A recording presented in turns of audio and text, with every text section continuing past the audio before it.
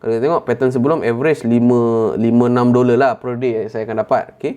Tapi selepas daripada PKPB first, okay, korang tengok saya punya average ni berapa lah? Lebih kurang 11-12 dolar per average.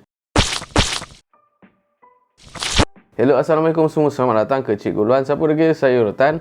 Hari ni saya nak share dengan you guys progress saya dalam fasa eksperimental saya. Saya cuba upload satu video satu hari selama 2 minggu. Selama tempoh PKPB yang first, yang berlaku dekat Selangor, yang sepatutnya berlaku pada 14 Oktober sampailah kepada 27 Oktober. Yalah, tapi korang jangan salah faham pula. Okay, PKPB masih lagi berjalan sebab baru-baru ni menteri kita dah kata memang akan extend lah kita punya PKPB dekat area Selangor, wilayah dan sebagainya lah. Okay, so 2 minggu setiap hari saya upload video, bermaksud untuk tempoh 2 minggu saya upload 14 video. So performance dia okey ke tak? Views naik ke tak? Subs naik ke tak? Duit apatah lagi kan? Naik ke tak kan? Biasalah, semua orang nak duit kan? Okay, so pertama sekali kita akan analyze views dan juga subs dan juga revenue kita berdasarkan analytics tools yang YouTube dah provide, which is Creator Studio. So jom.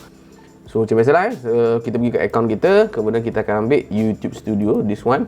Okay, so pergi dekat bahagian analytics ni guys, and then dia dah start masuk views. Pertama sekali banyak gila data yang kita boleh analyze. So saya nak korang fokus pada 3 benda itu tadi. Pertama sekali, okay, cara kita nak baca graf untuk video ini, okay, nak mudah cerita lah kan. So kalau kita pergi kepada tarikh, misal kata tarikh 14 Oktober, okay, ini adalah palang kita. Saya nak korang tengok, okay, belah kiri saya adalah tempoh sebelum PKPB mula-mula start, dan juga sebelah kanan adalah startnya PKPB, okay. So untuk views, ini adalah kolom untuk views lah, untuk views. Kalau kita tengok average views saya untuk sebelum PKPB sekitar misal kata 10,000 lebih kurang macam tu lah. Kalau kita tengok by average lah, by average. Saya tahu mungkin ramai yang tak faham benda-benda views ni, sebab saya sendiri pun tak faham. Tapi kita just kata apa, faham secara umum saja, okay? Tapi selepas pada PKPB yang first, kita tengok nampak peningkatan average lebih kurang 20,000 something like that. Sekali lagi sebelum PKPB lebih kurang 10,000 views per average, tapi selepas PKPB dinaik sampai 20,000 views per average. So adakah disebabkan saya istiqomah upload video selama 2 minggu straight? Kalau saya, itu adalah faktor yang kedua. Faktor yang pertama sebenarnya adalah faktor PKPB sebenarnya. Kalau korang tengok kan, okay, ini adalah video yang saya upload pada 14 Oktober. Maksudnya bermula PKP kan. So kalau korang tengok, hari sebelum dia adalah misal kata 6,000 views. Tapi selepasnya dinaik sampai 2 kali ganda, 3 kali ganda. Sampailah kepada penghujung. Nampak? Dia dah kekalkan dia punya average dia 20,000 instead of 10,000 yang ke belakang ni.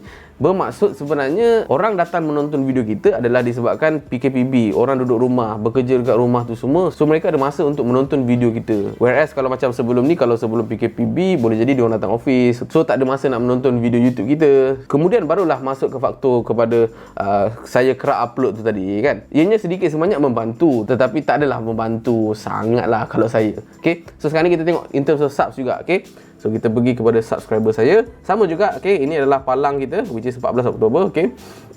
Kemudian kalau kita tengok per average subscriber saya meningkat mungkin every single day 100, 200, 100, 200 sebelum PKPB. Tapi selepas daripada tempoh selepas tempoh PKPB yang pertama, pematuhan SOP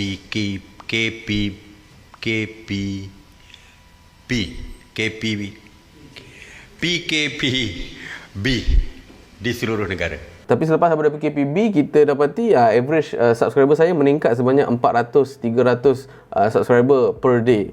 Sama juga peningkatan 2 kali ganda. So nak menunjukkan dekat sini faktor dia masih lagi PKPB, orang ada masa untuk menonton video kita. Second barulah faktor yang mana saya kerap upload lah. Itu yang membantu jugalah sebenarnya kak. Kalau kita tengok revenue pun sama juga sebenarnya. Kalau kita tengok dekat estimated revenue, sama juga 14 Oktober ni, 14 Oktober sebelum, kalau kita tengok pattern sebelum average 5-6 dolar lah per day saya akan dapat. Okay. Tapi selepas daripada PKPB first, okay, korang tengok saya punya average ni berapa lah? Lebih kurang 11-12 dolar per average. Sama juga, dia ada peningkatan sebanyak 2 kali ganda.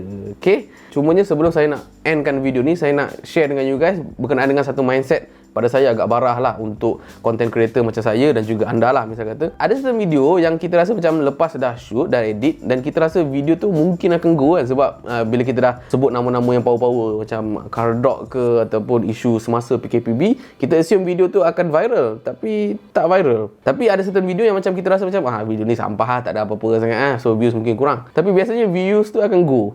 Ini contoh dia. Okay, ini adalah video first yang saya upload waktu PKPB bermula lah. PKP waktu terbaik buat channel YouTube. Sampailah kepada video yang pada 27 Oktober. Sepatutnya PKPB habis waktu ni lah. Okay, so kalau kita tengok average views untuk PKPB, in which yang video ni saya target memang super viral lah. Sebab waktu tu memang betul-betul PKPB baru memula. So saya assume average views mungkin saya boleh dapat 40,000 something like that. Tapi tak dapat. Okay. Walaupun saya dah gunakan thumbnail Sugo Pavitra, saya dah gunakan Iman Kamil, KJ, dan juga tajuk pun PKPB. So end up 9k views. Yelah, mungkin 9k views mungkin pada korang banyak lah kan. Tapi kalau kita tengok satu lagi video, 9 tips wajib digunakan dalam Windows 10. Nampak dia punya views lebih power daripada isu semasa tadi. 9k bawah ni versus 16k. Dalam thumbnail pun biasa je, 9 tips menggunakan Windows 10. Siapa je yang nak tengok video ni kan, berbanding dengan PKPB. Tapi turns out video yang saya target tak viral, dia lebih viral.